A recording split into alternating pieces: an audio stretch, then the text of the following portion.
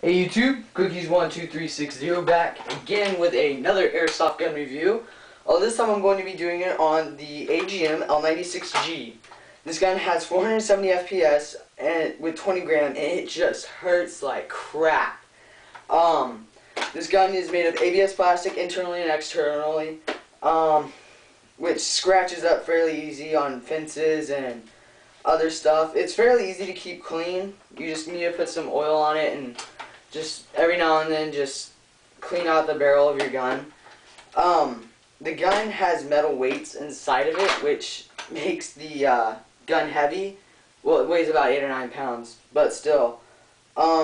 It's very good, very reliable. I've had mine for about a year, and it works perfectly.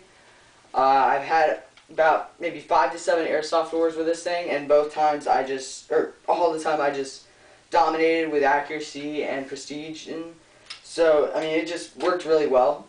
In the inside, there's not really much to talk about. It's just ABS plastic with cheek rests and butt pads. The butt pads do not go out or go in.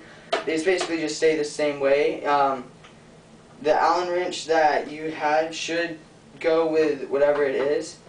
It has a 25 round clip, just a standard magazine of just plastic. It works alright, but I would suggest getting another one because this one runs out fairly quickly if you're really intent on going after the enemy. So this gun works really well. I'm very pleased with how it works. So that's about it with this thing. So in this part right here, this is the barrel and the, what's it called?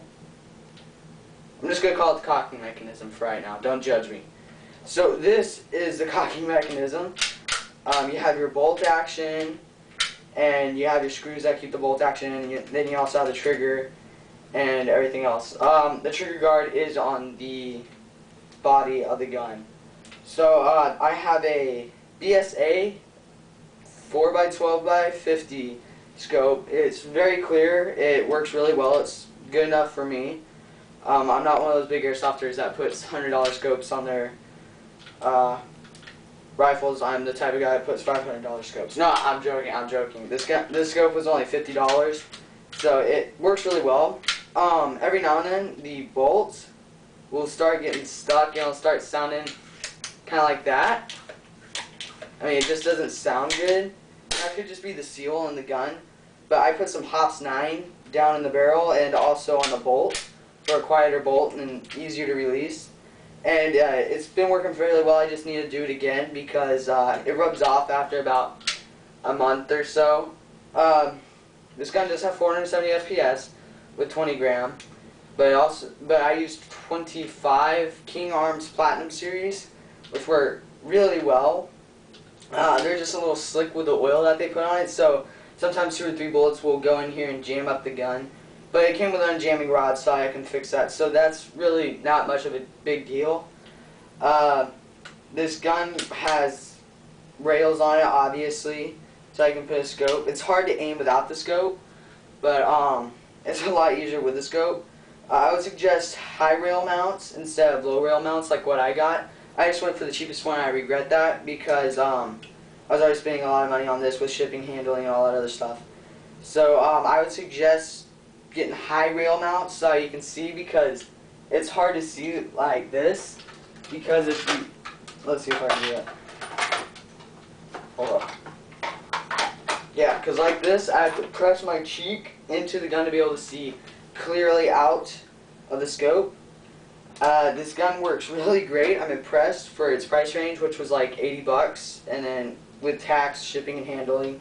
I bought this gun off of Air Rattle. Their return policy is suckish, like I mentioned in the last video. I would rather go with Airsoft GI and spend the extra 10 bucks and get a guaranteed return policy. The cheek raise does not, it does raise, but again, since I got the low rail mounts, I would just basically be blind. So yeah, this gun works really well. I would suggest not leaning up on against the fence because the ABS plastic will scratch and it just sucks really bad. This gun is fairly decent. the reviews on it, some of them were bad, some of them were good. Most of them were good though. I would give this gun 4 out of 5 stars because its accuracy, at 30 yards I can hit 8 by 12 inch target about 8 to 9 times out of 10. But that's also with wind adjusting and everything else. So the gun does screw up every now and then. Like lately since I've been shooting it, the clip will feed 8 to 10 BBs into my barrel. So I have to empty it out and everything, which will be pretty bad when I get into a war with this gun. So, but anyway, this gun is good. I am very pleased with it. I just would not buy it off of airrattle.com because of their crappy return policy. I had a full blowout argument with them online. So definitely don't do that. I'm going to be doing some accuracy tests with this gun and also with the G36K that I reviewed previously before this gun. So just stick around, subscribe, like the video, do whatever y'all want to do with it.